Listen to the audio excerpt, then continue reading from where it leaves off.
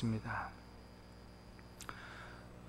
로마서는 크게 두 부분으로 그렇게 나눌 수가 있는데요. 학자들마다 조금 구분하는 게 다릅니다만은 크게 두 부분으로 나눈다면 이렇게 나눌 수 있습니다.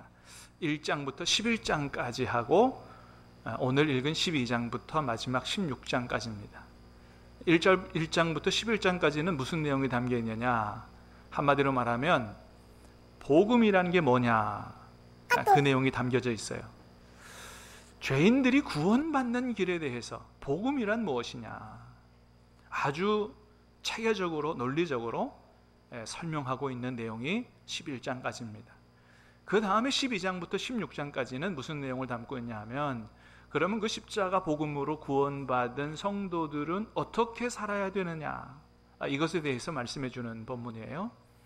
그래서 1장부터 11장까지를 교리편이다 이렇게 얘기하면 12장부터 16장까지는 뭐라고요? 실천편이다 이렇게 이야기할 수 있어요.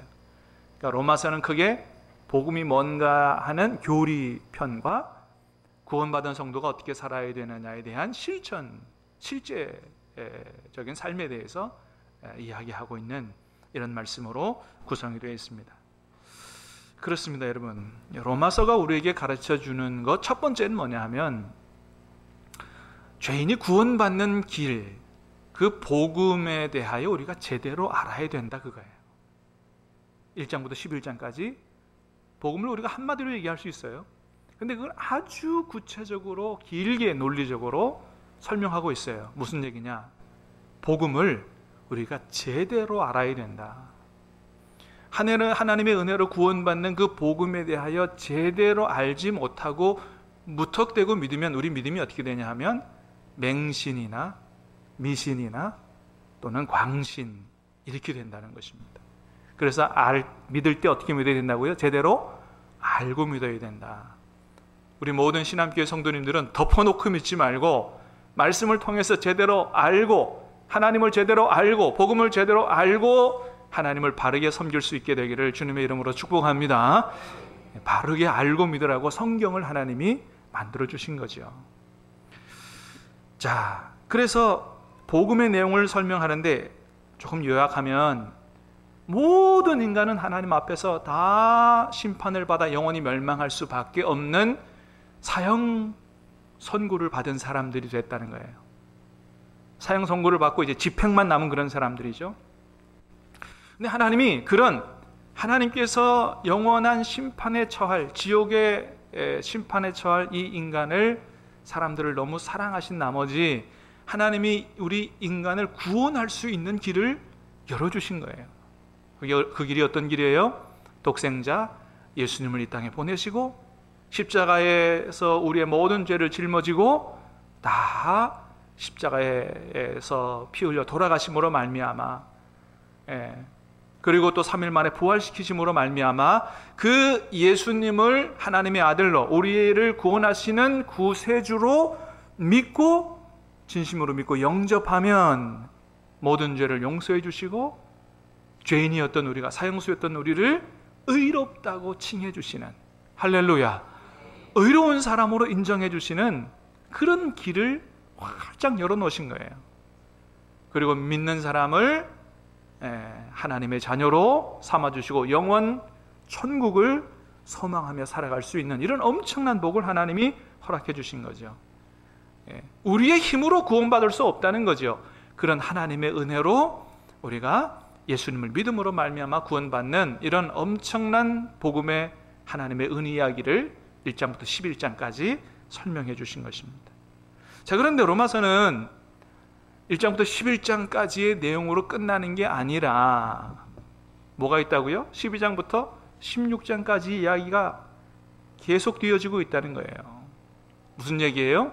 이런 놀라운 하나님의 은혜로 구원받은 성도들은 하나님의 은혜에, 복음에 합당하게 살아야 한다라는 겁니다. 여러분, 우리가 이것을 가슴에 새겨야 돼요. 우리가 하나님의 은혜로 구원받는 걸로 끝나느냐? 아니에요. 하나님의 뜻이 아니에요.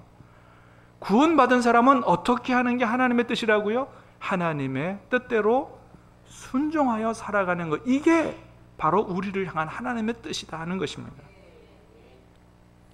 우리를 구원하신 목적이 바로 그것이라는 거예요.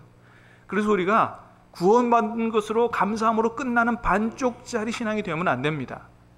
은혜를 받았으면 그 은혜에 합당하게 반응할 수 있는 그런 사람이 되는 것이 우리를 구원하신 하나님의 뜻이다.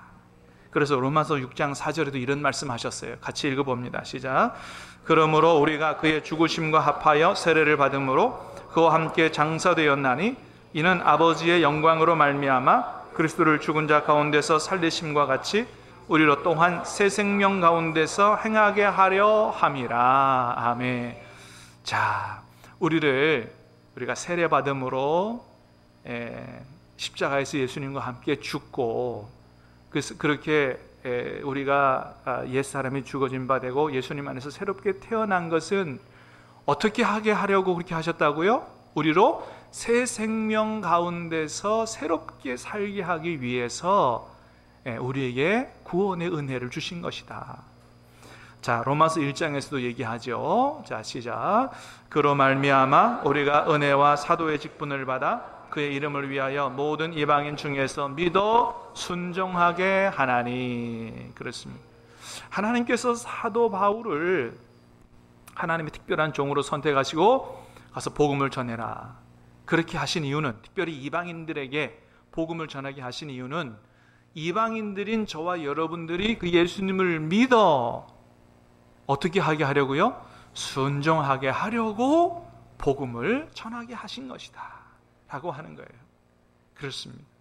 이게 하나님의 뜻이라는 거예요. 그러므로 사랑하는 여러분, 하나님의 은혜 가운데서 예수님이 우리의 구세주로 믿어지고 그 예수님을 우리 마음속에 영접했다면 이제는 우리가 하나님의 자녀로 구원받은 줄로 믿고, 여러분 하나님의 자녀답게 하나님 기뻐하시는 대로 살아갈 수 있는 저와 여러분 될 수 있기를 주님의 이름으로 축복합니다.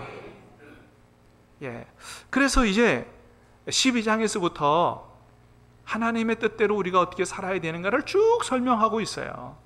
그래서 12장 3절에서부터 13절까지는 파워포인트 그 다음 걸 좀 보여주실래요? 교회 공동체 안에서 우리가 어떻게 새롭게 살아야 되느냐, 그 다음에는 이웃과의 관계에서 어떻게 새롭게 살아야 되느냐, 그 다음에 원수와의 관계에서는 세상 사람들하고 다르게 어떻게 살아야 되느냐, 국가와의 관계 속에서는 그리스도인들답게 어떻게 살아야 되는가에 대해서 아주 구체적으로 설명을 쫙 해주고 있어요. 그래서 하나님의 뜻대로 살고 싶은 분들은 로마서 12장 이하를 여러분 아주 깊이 읽고 묵상하고 가슴에 새기고 그렇게 하시길 바랍니다. 자, 그런데 요 이야기를 하기 전에 오늘 우리가 읽은 12장 1절 2절 말씀이 먼저 있다는 거예요. 12장 3절부터 구체적인 것에 대해서 설명하는데 12장 1절 2절 이게 뭐냐 하면 우리가 하나님의 뜻을 따라 살기 위해서는 어떻게 해야 하는지, 정말 하나님의 뜻에 순종하여 살기 위해서는 어떻게 해야 되는지에 대한 비결을 우리가 1, 2절에서 하나님께서 먼저 말씀해 주신다라고 하는 겁니다. 그 비결은 두 가지인데, 자, 첫 번째는 1절 말씀입니다. 다시 한번 읽어보겠습니다. 시작. 그러므로 형제들아, 내가 하나님의 모든 자비하심으로 너희를 권하노니 너희 몸을 하나님이 기뻐하시는 거룩한 산 제물로 드리라. 이는 너희가 드릴 영적 예배니라. 아멘. 구원받은 하나님의 사람들이 하나님의 뜻대로 살아가기 위해서 제일 먼저 기억해야 될 거 1절에 말씀해 줍니다. 그렇게 하기 위해서는 너희 몸을 하나님이 기뻐하시는 거룩한 산 제물로 드리라는 거예요. 이렇게 해야 하나님의 뜻대로 살 수 있다고 하는 겁니다. 자, 이 말씀은 구약의 제사를 빗대서 하시는 말씀인데요, 예전에도 말씀드렸지만 옛날 구약 시대 때 하나님 앞에 제사를 드릴 때는 항상 제물이 필요했어요. 근데 제물은 살아있는 거로 안 되고 어떻게 해요? 다 죽어서 올려드리는 것이 바로 제물이에요. 모든 제물은 다 죽어야 됩니다. 자, 우리 몸을 그래서 하나님 앞에 제물로 드리려면 원래는 우리 몸이 어떻게 된다고요? 우리 몸이 죽어야 되는데, 근데 그러면 우상들 앞에 제사는 인신제사가 되잖아요. 근데 하나님은 그런 인신제사를 원하시는 분이 아니죠. 그래서 우리 몸을 죽이지 말고 어떻게 해요? 우리 몸을 산 제물로, 우리 몸이 제물로 드려지는데 살아있는 몸을 가지고 마치 죽어 있는 것처럼 그렇게 하나님 앞에 올려드려라 라고 하는 겁니다. 그래야만 하나님의 뜻 따라 살 수 있다는 것입니다. 우리의 몸이, 우리의 삶이 살아있지만 온전히 죽어진 것 같은, 그래서 하나님이 기뻐 받으실 만한 향기로운 제사로 온전히 드려지는 이런 삶을 살아라. 여러분, 이게 쉽지 않죠? 그런데 우리가 정말 우리 몸을 하나님 앞에 산 제물로 드리는 이런 삶을 살려면 먼저는 뭘 깨달아야 되냐 하면, 우리 몸이, 저와 여러분의 몸이 우리 게 아니라 하나님의 것임을 먼저 깨달아야 됩니다. 믿습니까? 네. 여러분, 우리가 지금까지 어떻게 살아왔습니까? 이 몸은 주로 다 내 것이라고 생각했죠. 그리고 내가 원하는 대로 그렇게 살았죠. 그런데 여러분, 성경은 얘기합니다. 우리가 구원받는 즉시 우리의 몸은 우리 게 아니라 하나님의 것이라고 말씀합니다. 우리 고린도전서 6장의 말씀을 같이 읽어보겠습니다. 시작. 너희 몸은 너희가 하나님께로부터 받은 바 너희 가운데 계신 성령의 전인 줄을 알지 못하느냐? 너희는 너희 자신의 것이 아니라 값으로 산 것이 되었으니 그런즉 너희 몸으로 하나님께 영광을 돌리라. 아멘. 자, 너희 몸은 너희 자신의 것이 아니라 값으로 산 것이 됐다는 거예요. 그런즉 너희 몸으로 하나님께 영광을 돌리라. 여러분, 하나님이 우리를 구원하실 때 아주 막대한 값을 치르고 우리를 사셨다는 거예요. 어떤 대가를 치르셨나요? 우리 몸 대신 하나님의 독생자 예수 그리스도의 몸을 십자가에 내어주는 그런 엄청난 대가를 치르고 우리를 아주 비싼 값에 하나님의 것으로 우리를 사셨다는 것입니다. 그리고 우리 몸이 하나님의 것임을 아주 확증하기 위해서 하나님이 도장을 치셨는데, 그 도장으로 누구를 보내주셨다? 성령님을 우리 안에 보내주셨다. 여러분, 에베소서 1장 13절에 보니까 성령님 보내주신 것은 도장 찍은 것이라고 말씀하세요. 같이 읽어봅니다. 시작. 그 안에서 너희도 진리의 말씀 곧 너희의 구원의 복음을 듣고 그 안에서 또한 믿어 약속의 성령으로 인치심을 받았으니. 아멘. 여러분 안에 성령님께서 와 계십니까? 그게 분명하다면 하나님이 저와 여러분을 하나님의 것으로 완전히 도장 찍은 줄로 믿으시기를 바랍니다. 여러분, 이 얼마나 기가 막힌 은혜예요. 여러분, 하나님께서 우리를 하나님의 것으로 도장 찍으셨으면 반드시 우리를 완성된 천국에 이르게 하실 줄로 믿습니다. 기가 막힌 축복이에요. 우리가 뭘 그렇게 하나님 앞에 잘했는데 이런 놀라운 은혜를 입습니까? 그렇게 하나님이 이제는 성령을 보내셔서 하나님의 것으로 도장을 치셨어요. 너는 내 것이라고 말씀합니다. 그래서 우리가 그 말씀이 믿어질 때마다 또 그 찬양을 부를 때마다 큰 은혜와 감동을 받지요. 제가 가끔 설교하다가 불러드린 찬양, 너는 내 것이라. 여러분, 오늘 같이 한번 가슴으로 한번 다시 한번 불러볼까요? 한번 같이 부르겠습니다. 이 찬양 속에서 여러분 하나님의 음성을 들을 수 있게 되기를. 너는 부유해도 가난해도 너를 사랑하여 구원했으니 너는 내 것이라.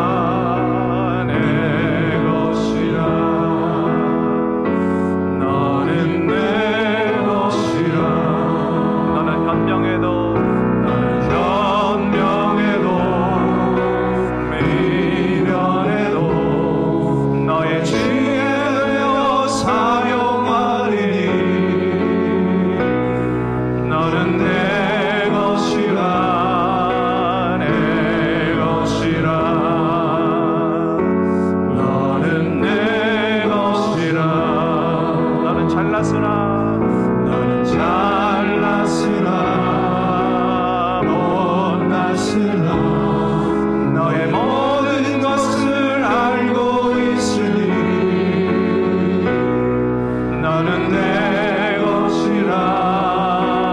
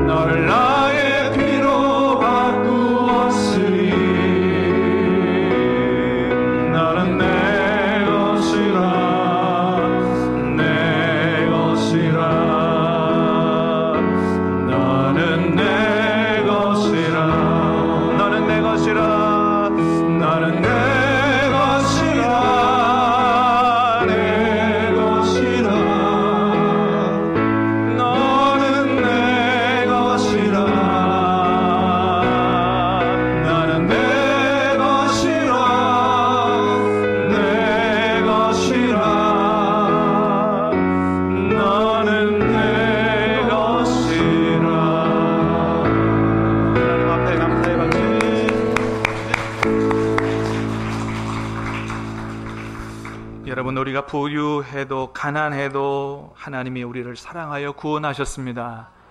할렐루야. 그러므로 여러분, 저와 여러분 모두가 다 하나님의 것인 줄로 믿습니다. 우리가 현명해도 미련해도 잘났으나 못났으나 강하여도 약하여도 의로워도 악하여도 우리를 주님의 피로 바꾸어 사셨으니 우리는 주님의 것인 줄로 믿습니다. 그렇기 때문에 우리가 우리 자신을, 우리 몸을 주님께 드리는 것이 마땅하다는 거예요. 그러므로 사랑하는 여러분, 이제는 저와 여러분의 입을 주님 앞에 드릴 수 있기를 축복합니다. 저와 여러분의 손도 발도 주님 앞에 드릴 수 있기를 축복합니다. 우리가 우리 입술을 주님 앞에 드린다면 이제는 더 이상 우리가 예수님 믿기 전에 또는 하나님이 기뻐하지 아니시는 그런 말들을 마구 쏟아내는 이런 삶을 살지 말아야 한다는 거죠. 악담도 하지 말고 비방도 하지 말고 험담도 하지 말고 정말로 우리가 하고 싶은 말 다 쏟아내지 말고 하나님께서 기뻐하시도록 사람을 살리고 세울 수 있도록 하나님께 영광이 되도록 저와 여러분의 입술이 그렇게 사용되어질 수 있기를 주님의 이름으로 축복합니다. 여러분, 우리 손도 주님 앞에 드리십시다. 우리가 손으로 하는 모든 말을 정말로 하나님께서 기뻐하시도록 이 손으로 쥐짓지 말고 하나님 기뻐하시도록 우리 손을 사용함으로 말미암아 저와 여러분의 손길이 예수님의 손이 되고 축복의 손길이 될 수 있기를 주님의 이름으로 축복합니다. 여러분, 우리의 발도 주님께 드리십시다. 여러분, 이제까지 우리가 우리 발을 어떻게 사용했습니까? 우리를 돌아보십시다.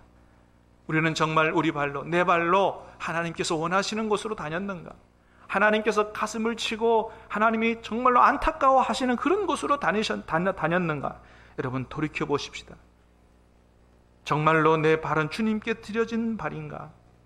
여러분, 우리가 정말로 하나님이 기뻐하시는 곳으로 구별하여 절제하여 우리가 그렇게 살아갈 수 있다면 오늘 주님께서 우리에게 말씀하신 대로 우리 몸을 정말로 하나님 앞에 하나님 기뻐 받으실 만한 산 제물로 드리는 것이 되는 것입니다. 이것이 구원받은 우리가, 하나님의 그 놀라운 은혜를 받은 우리가 진정 하나님 앞에 드려야 되는 진짜 예배라고 말씀하시는 거예요. 여러분, 구원받은 백성들이 하나님 앞에 제일 먼저 행해야 될 게 뭡니까? 그건 다른 게 아니에요. 그건 하나님 앞에 찬양하며 예배 드리는 겁니다. 구원받은 백성들이 예배 드리지 않는 것은 상상할 수 없는 일이에요. 그런데 오늘 말씀합니다. 하나님이 정말로 우리에게 원하시는 그런 참다운 예배는 지금 한 시간의 찬양의 예배가 아니라 오늘 예배가 끝나고 저 문을 열고 나아가면서부터 진정한 예배가 시작되어진다. 저 밖에서의 또 한 주간의 삶에 여러분의 입술과 저와 여러분의 손과 발이 하나님이 기뻐 받으실 만한 산 제물로 하나님이 흠양하시게 되기를 주님의 이름으로 축복합니다. 그래서 오늘 사도 바울은 이렇게 권면합니다. 그러므로 형제들아, 내가 하나님의 모든 자비하심으로 너희를 권하노니 너희 몸을 하나님이 기뻐하시는 거룩한 산제물로 드리라. 이것이 우리에게 큰 부담을 주려고 하는 권면이 아니라 하나님의 모든 자비하심으로, 하나님의 사랑하심으로 주는 권면이라는 거예요. 여러분, 만일 우리가 우리 몸을 하나님께서 기뻐하시는 거룩한 산제물로 바치지 않으면 보통은 우리 몸을 어떻게 사용하게 되어 있냐 하면 죄와 마귀에게 바치게 되어 있습니다. 하나님께 기꺼이 구별하여 하나님께 바치지 않으면 모든 사람들은 거의 다 자신의 정욕대로 살게 되어 있고 술과 향락과 모든 죄악에 자기를 방임하며 자기의 정욕대로 살게 되지요. 그 결과는 끔찍한 고통입니다. 그러나 사랑하는 여러분, 우리의 몸을 하나님 기뻐하시는 대로, 하나님께서 원하시는 대로 드리고 살면 오히려 하나님께서 기뻐하시고 복을 주심으로 말미암아 영혼이 잘됨같이 범사가 잘되는 그런 큰 복을 누리고 살게 될 줄로 믿습니다. 그렇습니다. 우리 몸을 주님께서 기뻐하시는 산제물로 바치는 것, 그것이 구원받은 하나님의 백성들의 첫 번째 삶이다. 두 번째는 마음이 변화되어야 된다고 말씀합니다. 2절 말씀 같이 보겠습니다. 2절 시작. 너희는 이 세대를 본받지 말고 오직 마음을 새롭게 함으로 변화를 받아 하나님의 선하시고 기뻐하시고 온전하신 뜻이 무엇인지 분별하도록 하라. 아멘. 그렇습니다. 우리가 하나님의 뜻대로 살아가기 위해서는 마음이 변화되어야 된다고 말씀합니다.